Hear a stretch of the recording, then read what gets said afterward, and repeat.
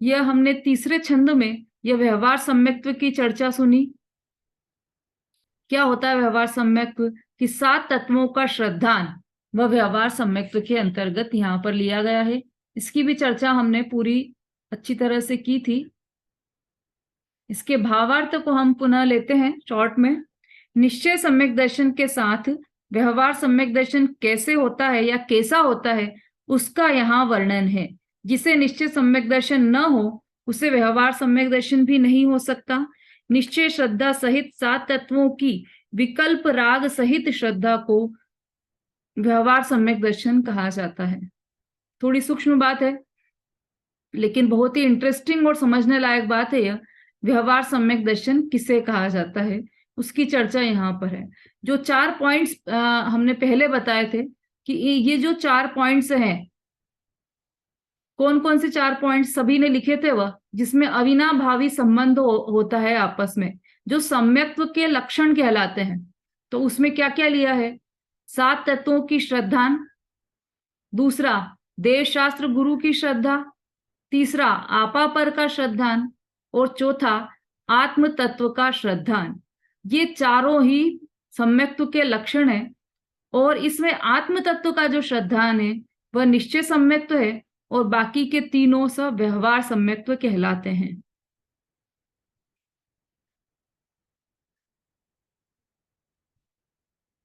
अब इसमें क्या लिखा है? निश्चय सम्यक दर्शन के साथ व्यवहार सम्यक दर्शन कैसा होता है, उसका यहाँ वर्णन है। निश्चय सम्यक दर्शन अर्थात आत्म तत्व की सच्ची श्रद्धा। मैं त्रिकाली ध्रुव परमात्मा हूं, ऐसी जो सच्ची श्रद्धा, सच्ची प्रतीति हुई, उसके साथ में व्यवहार सम्यक्त्व चलता है, सहचारी रूप में चलता है। तो वह कैसा होता है, उसकी चर्चा है यहाँ पर। कैसा होता है वह? कि उसे नियम से 7 तत्वों का श्रद्धान होगा ही होगा। जिसे अपनी आत्मा की श्रद्धा, रुचि, प्रतीति हो गई, निश्चय सम्यक्त्व प्रकट हो गया, उसको साथ में चलने वाला व्यवहार सम्यक्त्व कैसा होगा? कि उसमें 7 तत्वों की सच्ची श्रद्धा होगी। कैसी सच्ची श्रद्धा? कि जैसी जिनेंद्र देव ने कही है वैसी की वैसी ही श्रद्धा होगी, अन्यथा श्रद्धा नहीं होगी। जैसी कही है वैसी की वैसी, यथावत वैसी की वैसी श्रद्धा, उससे जरा सी भी ऊपर और नीचे नहीं होगी। उसके श्रद्धान में कोई भी गड़बड़ी नहीं होगी।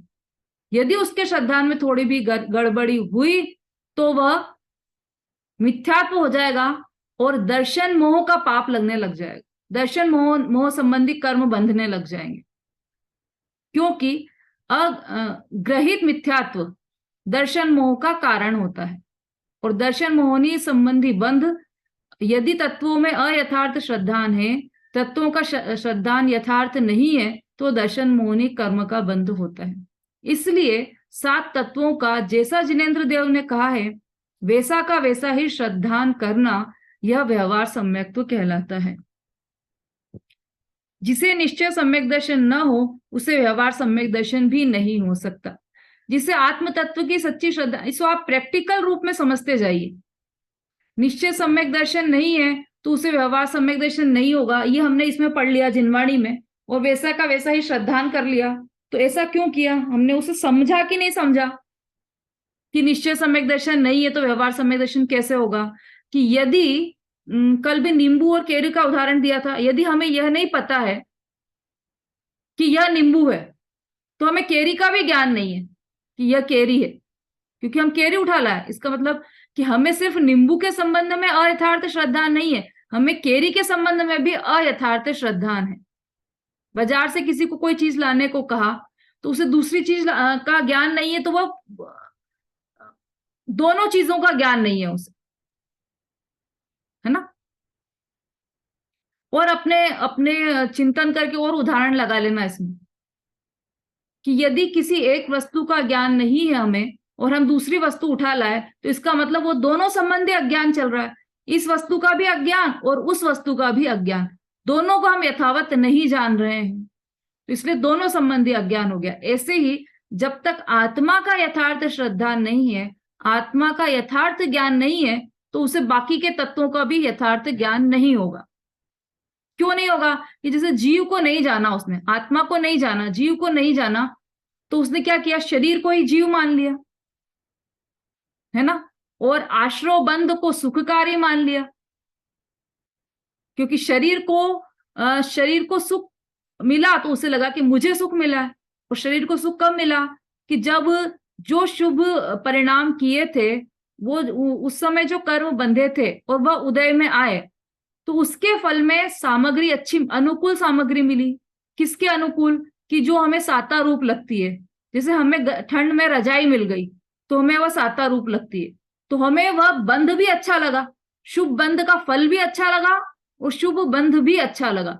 तो इसका मतलब आश्रव संबंधी भूल, बंध संबंधी भूल, संवर निर्जरा संबंधी भूल भी हो गई, क्योंकि उसे वैराग्य कष्टदायी लग रहा है, तब करना कष्टदायी लगने लगा कि ठंड है तो रजाई अच्छी लग रही, रजाई छोड़ना अच्छा नहीं लग रहा है, पंचे पहनना अच्छा नहीं लग रहा है, तो वह संवर निर्जरा संबंधी भूल हो गई। और साता के उदय में जो सामग्री मिली है वह सुखकर लगने लगी, तो फिर उसे लगा कि ये इसी में सुख है। तो वो मोक्ष में जो निराकुलता का सुख है वो सुख ही नहीं लगा, उसे आकुलता ही सुख लगने लगा। तो सारे तत्वों के संबंध में भूल हो गई, किस लिए? कि एक आत्म तत्व को नहीं जानने से, आत्मा का सच्चा श्रद्धान होने से सातों ही तत्व संबंधी भूल मिट जाती है, सातों ही तत्वों में यथार्थ श्रद्धान हो जाता है। निश्चय श्रद्धा सहित 7 तत्वों की विकल्प राग सहित श्रद्धा को व्यवहार सम्यक दर्शन कहा जाता है। निश्चय श्रद्धा सहित, निश्चय श्रद्धा हुई, निश्चय श्रद्धा अर्थात आत्म तत्व का यथार्थ श्रद्धान, उसके साथ साथ में चलने वाला उसका सहचर जो 7 तत्व की श्रद्धा है, उसे व्यवहार सम्यक दर्शन कहा जाता है। अब उसे व्यवहार सम्यक दर्शन क्यों कहा, निश्चय सम्यक दर्शन क्यों नहीं कहा? क्योंकि 7 तत्व की श्रद्धा विकल्प सहित है, राग सहित है, इसलिए उसे व्यवहार सम्यक तो कहा है। ठीक है, हम 7 तत्वों का चिंतन करते हैं, देवशास्त्र गुरु का चिंतन करते हैं, तो हमें राग होता है, विकल्प होता है, लेकिन आत्म तत्व का श्रद्धान, आत्म तत्व का ज्ञान करेंगे तो हमें विकल्प भी नहीं होगा, राग भी नहीं होगा। इसलिए केवल आत्म तत्व का श्रद्धान ही विकल्प और राग रहित वीतराग परिणामों वाला है, इसलिए वही निश्चय सम्यक दर्शन है। और बाकी ये साथ में चलने वाले हैं, इसलिए इनको सम्यक्त्व की उपाधि दे दी गई है। वास्तव में यह सम्यक तो नहीं है, लेकिन निश्चय सम्यक दर्शन के साथ चलने वाले हैं, इसलिए व्यवहार सम्यक तो कहा गया है। तत्वार्थ सूत्र में तत्वार्थ श्रद्धानम सम्यक दर्शन कहा है, वह निश्चय सम्यक दर्शन है। इसको मोक्ष मार्ग प्रकाशक और पुरुषार्थ सिद्धि उपाय में इसका पूरा विवरण दिया गया है। अब आप विस्तार से जानना चाहें तो मोक्ष मार्ग प्रकाशक देख लीजिएगा, अध्याय 9 पर। अब चूंकि नए छपने लगे हैं तो पृष्ठ 477 नहीं है, उसमें पृष्ठ है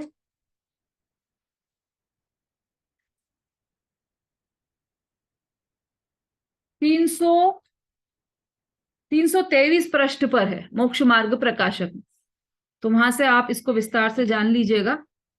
अभी तो हम आगे बढ़ते हैं। यहाँ जो 7 तत्वों की श्रद्धा कही है वह भेद रूप है, राग सहित है, इसलिए वह व्यवहार सम्यक दर्शन है।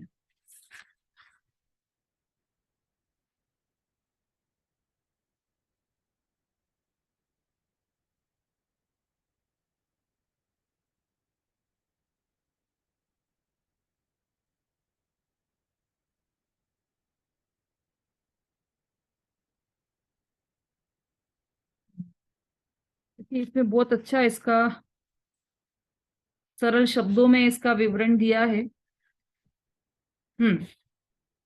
देखिए, जो 7 तत्वों की श्रद्धा वह व्यवहार है, और उमा स्वामी ने तत्वार्थ श्रद्धान कहा है, वह आत्मा के ज्ञान भान सहित की आश्रव बंध संवर का उसमें अभाव है, ऐसी श्रद्धा सहित उसमें अभेद एक आत्मा की श्रद्धा की, यह सब एक वचन में ही समाहित हो जाता है।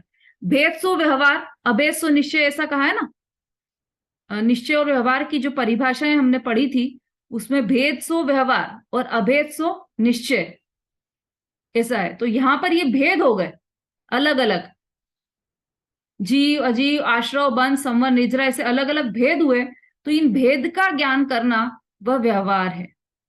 देखो और सरल शब्दों में बताते हैं यहाँ पर कि आत्मा के ज्ञान भान सहित के आश्रव बंध संवर का उसमें अभाव है, ऐसी श्रद्धा सहित जो तत्वार्थ श्रद्धानु सम्यक दर्शन तत्वार्थ सूत्र में कहा है ना, तो उसमें क्या है कि वह निश्चय सम्यक दर्शन कहा है। तो किस लिए कहा? क्योंकि वहां पर वास्तव में तो आत्मा की ही श्रद्धा निश्चय सम्यक दर्शन है, लेकिन कैसी आत्मा की श्रद्धा? कि जो आश्रव बंध संवर निर्जरा का जिसके अंदर अभाव हो, ऐसी आत्मा की श्रद्धा वह निश्चय सम्यक दर्शन है, ऐसा वहां पर कहना चाहते हैं। तो वह एक वचन है, और इन सातों के श्रद्धान को व्यवहार सम्यक दर्शन कहते हैं, इसलिए इसको यहां पर स्पष्ट किया है। चलो इसका और आप पढ़ेंगे अभी, और आगे आएगा इसका, इसके संबंध में अगर समझ में नहीं आया हो तो और सरल आगे हो जाएगा, घबराइए मत बिल्कुल। अब ये निश्चय सम्यक्त के बिना व्यवहार सम्यक्त हो सकता है, ऐसा इसका बिल्कुल भी अर्थ नहीं है। फिर क्यों बताया यहाँ पर व्यवहार सम्यक्त? सिर्फ इसलिए कि निश्चय सम्यक्त के साथ चलने वाला है यह, जो सच्चे देव शास्त्र गुरु की श्रद्धा है या सात तत्वों की यथार्थ श्रद्धान है, वह निश्चय सम्यक्त के साथ साथ में ऐसा ही चलेगा। ऐसा नहीं होगा कि आत्मा को तो श्रद्धान है लेकिन सात तत्वों का श्रद्धान नहीं है, या दूसरे कुदेव कुगुरु को वह ढोक देने जा रहा हो, कुदेव कुगुरु को प्रणाम कर रहा हो, उनकी श्रद्धा कर रहा हो, ऐसा संभव नहीं है। यदि निश्चय सम्यक दर्शन है तो साथ में व्यवहार सम्यक दर्शन होगा ही होगा। ठीक है, चलिए अब आगे बढ़ते हैं अपन। चौथे नंबर का छंद है जीव के भेद, बहिरात्मा और उत्तम अंतरात्मा का लक्षण। अब यहां पर ये चर्चा क्यों आई है, इसके लिए आप सभी अपने अपनी कॉपी में एक चार्ट बनाइए, क्योंकि ये जो तीसरी ढाल है ये एक बहुत व्यवस्थित तरीके से इसमें वर्गीकरण किया गया है, तो उसको समझने के लिए हमारे दिमाग में चार्ट बनना चाहिए। कैसा चार्ट? कि इसमें सात तत्वों की चर्चा कर रहे हैं तो उसके अंतर्गत द्रव्यों की भी चर्चा आ गई, तो किस तरह से आई, ये इसका पूरा वर्णन है। तो सबसे पहले तो ऊपर आपको वही लिखना है जो उस दिन लिखवाया था कि हमें क्या प्राप्त करना है। तो पहले सुख, और सुख किसमें है? आकुलता रहित या निराकुलता सुख, एरो निराकुलता, एरो मोक्ष, और एरो मोक्ष मार्ग। ये चार अपन ने उस दिन समझे थे, सुख, निराकुलता, मोक्ष और मोक्ष मार्ग। ये हमारे चार्ट का हेडिंग रहेगा। अब वो मोक्ष मार्ग का नीचे आ जाइए, उस मोक्ष मार्ग को नीचे एरो करके दो भेद कीजिए उसके। पहला निश्चय मोक्ष मार्ग, दूसरा व्यवहार मोक्ष मार्ग।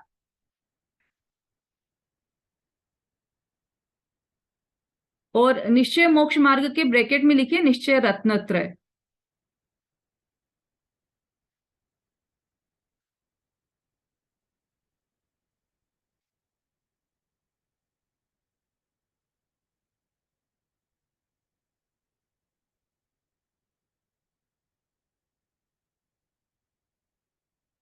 जिन्होंने पहले क्लास अटेंड की है उनके पास बना हुआ होगा ये चार्ट।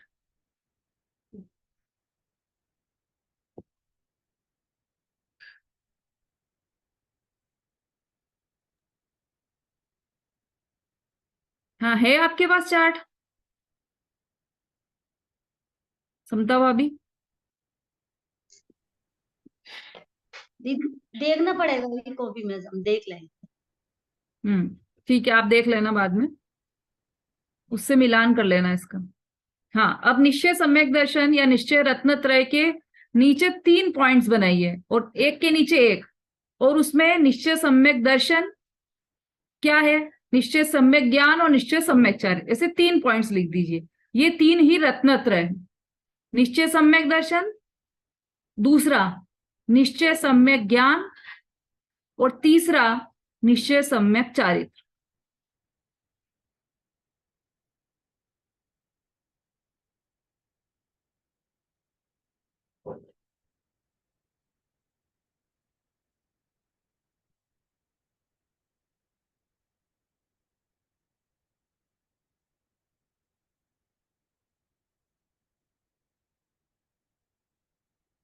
अब व्यवहार सम्यक का के नीचे एरो बनाइए, उसमें पहला पॉइंट लिखिए सात तत्वों की यथार्थ श्रद्धा या सच्ची श्रद्धा।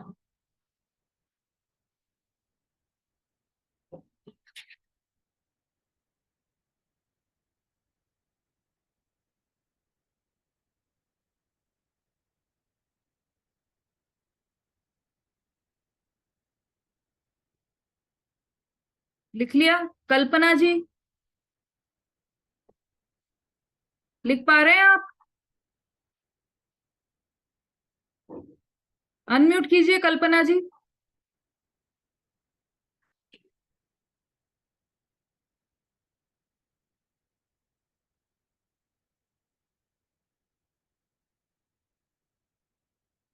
चलिए, हाँ, क्या लिखा आपने अभी तक? व्यवहार सम्यक तो लिखा ना, उसके अंदर 7 तत्वों की श्रद्धा। अब 7 तत्वों में पहला तत्व कौन सा है, उसका नाम लिख लीजिए।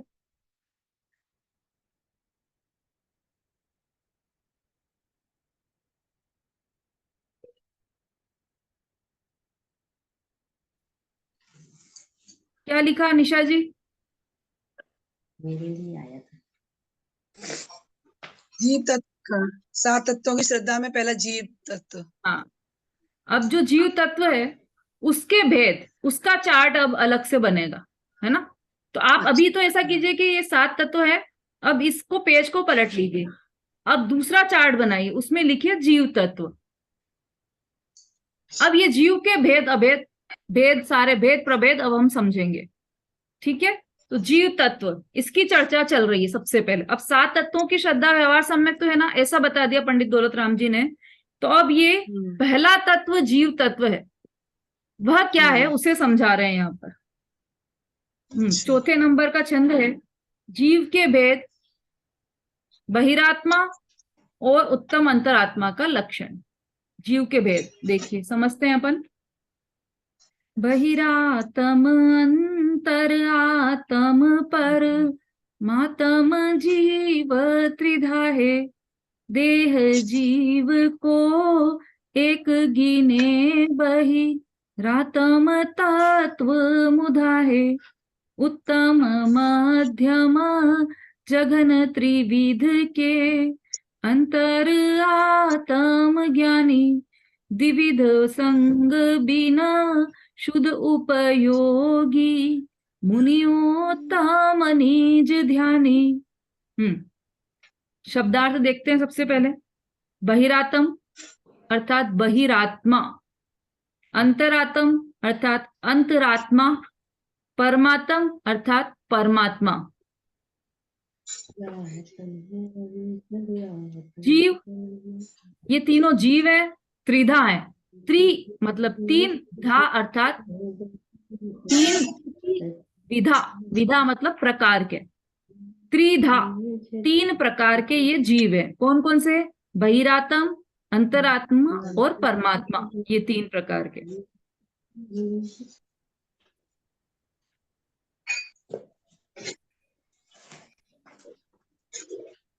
देह जीव को एक गिने बहिरात्म तत्व मुधा है। अब जो बहिरात्म पहला शब्द था बहिरात्मा, उसका अर्थ बता रहे हैं यहाँ पर। जो देह मतलब शरीर, जीव को, आत्मा को एक गिने, एक ही मानता है, वह बहिरात्मा है। वह तत्व मुधा है, अर्थात तत्व मतलब यथार्थ तत्वों से मुधा अर्थात मूढ़ है, मूर्ख है। तत्व से अनजान है ना, इसलिए मूर्ख है। तत्व मूढ़ है, मुधा मतलब मूढ़ है। अब ये हो गया बहिरात्म। अब अंतरात्मा का देखते हैं। उत्तम मध्यम जघन त्रिविध के अंतर आत्म ज्ञानी। अंतरात्म मतलब अंतरात्मा तो उत्तम मतलब हाईएस्ट, सबसे बड़ा, मध्यम मतलब मीडियम, और जघन मतलब सबसे छोटा। त्रिविध के 3 प्रकार के अंतरात्म ज्ञानी, अंतरात्मा होते हैं जिसे ज्ञानी भी कहा जाता है। 3 प्रकार के अंतरात्म होते हैं। अब नीचे वाली लाइन, विविध 2 प्रकार के संग बिन, संग अर्थात परिग्रह, बिन बिना परिग्रह के, शुद्ध उपयोगी, शुद्ध शुद्ध अर्थात शुद्ध, उपयोगी उपयोगी अर्थात शुद्ध उपयोग वाले, मुनि मुनिराज, उत्तम उत्तम जो ऊपर शब्द है ना उत्तम, वही उत्तम, निज ध्यानी अपनी आत्मा का ध्यान करने वाले उत्तम अंतर आत्मा है। देखिए अब नीचे आ जाइए, अन्वयार्थ पर, अन्वयार्थ पढ़िए। नंदिता जी।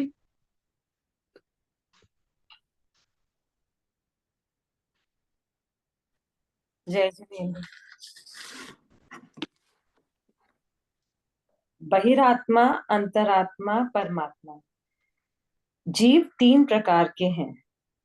जीव शरीर और आत्मा को एक मानते हैं, वे बहिरात्मा हैं। यथार्थ तत्वों से अजान अर्थात तत्व मूल मिथ्या दृष्टि है। आत्मा को पर वस्तु से भिन्न जानकर यथार्थ निश्चय करने वाले अंतरात्मा अंतरात्मा कहलाते हैं। उत्तम, मध्यम और जघन्य ऐसे 3 प्रकार के हैं। अंतरंग तथा बहिरंग ऐसे 2 प्रकार के परिग्रह रहित शुद्ध उपयोगी आत्मध्यानी दिगंबर उत्तम अंतरात्मा हैं। दिगंबर मुनि, दिगंबर मुनि उत्तम अंतरात्मा है। ठीक है। देखिए, बहिरात्मा, अंतरात्मा और परमात्मा, इस प्रकार जीव 3 प्रकार के हैं। जो हमने जीव का चार्ट बनाया ना, उसमें 3 प्रकार के जीव हैं। कौन कौन से? पहला लिखिए बहिरात्मा,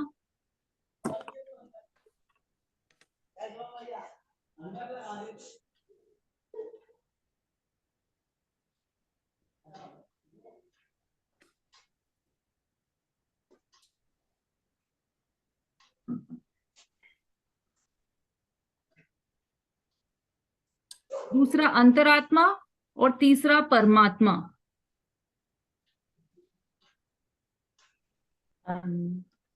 हो गए। ये 3 प्रकार किसके प्रकार हैं? ये किसके भेद हैं? ये जीव के भेद है। जीव तत्व की चर्चा चल रही है ना, तो ये जीव के भेद बताए यहाँ पर। जीव 3 प्रकार के हैं, बहिरात्मा, अंतरात्मा और परमात्मा। अब सबसे पहले बहिरात्मा की चर्चा। बहिरात्मा किसे कहते हैं? तो देह जीव को, मतलब शरीर और आत्मा को एक मानने वाले जीव बहिरात्मा है। इस विश्व में जितने भी जीव शरीर और आत्मा को एक मानते हैं, या ऐसा मानते कि मैं शरीर ही हूं या शरीर ही मैं हूं, वह सब बहिरात्मा है।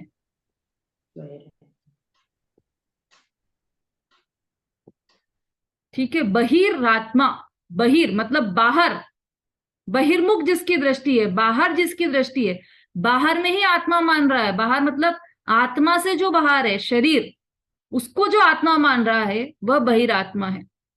कैसा है? वह मूढ़ है, मूर्ख है, क्योंकि उसे तत्वों का यथार्थ ज्ञान नहीं है, इसलिए वह मूर्ख है ना। यथार्थ तत्वों से अजान अर्थात तत्व मूढ़ मिथ्या दृष्टि है। मिथ्या दृष्टि अर्थात उल्टी दृष्टि वाला, उल्टे श्रद्धान वाला, वह जीव है बहिरात्मा।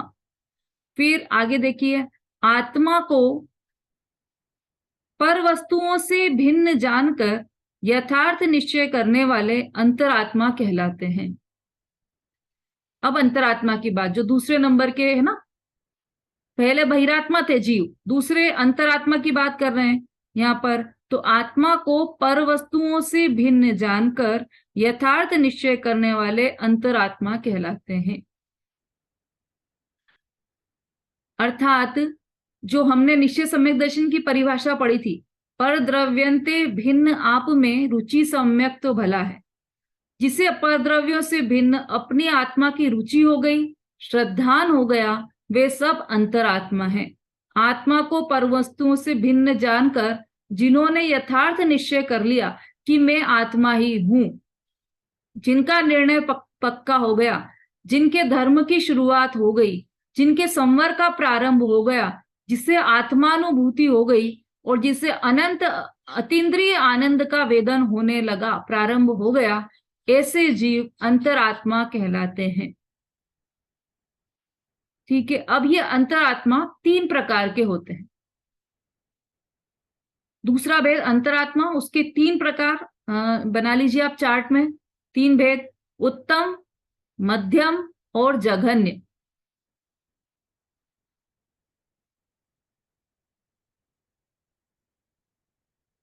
उत्तम अंतरात्मा, मध्यम अंतरात्मा और जघन्य अंतरात्मा।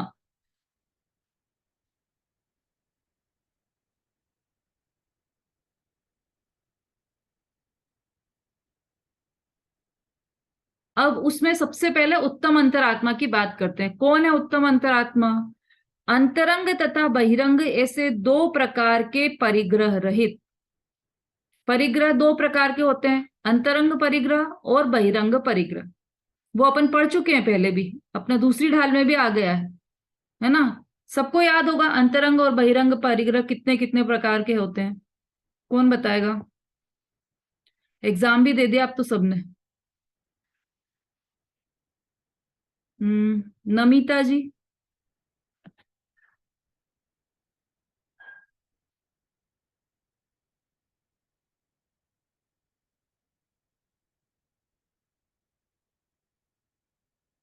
अनम्यूट करके बोलिए नमिता जी।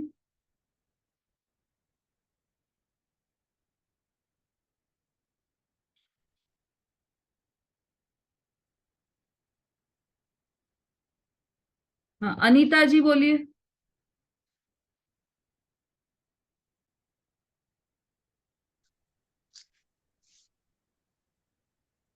धन धान्य दास दासी क्षेत्र मकान वस्त्र सोना चांदी बर्तन। ये क्या है? बाहरी बाहरी देखने वाले, बाहर से जो हाँ दिखाई देते हैं। हाँ, क्या क्या चीज दिखाई देती, तो क्या है ये बाहर से दिखाई देने वाले? परिग्रह। ठीक है। पर, और परिग्रह। कितने हुए ये टोटल? अंतरंग है, कितने हैं टोटल टोटल? 10 है। 10 10 है। 10। हाँ और अंतरंग? और अंतरंग मिथ्यात्व क्रोध मान माया लोभ कसाय नोक कसाय वह स्त्री भेद पुरुष नपुं नपुंसक भेद से 9 कसाय हैं। ऐसे 14 अंतरी परिग्रह होते हैं। हाँ अंतरंग परिग्रह 14 होते हैं। उन 14 के नाम। हाँ मैं, ये MI A2 कौन है?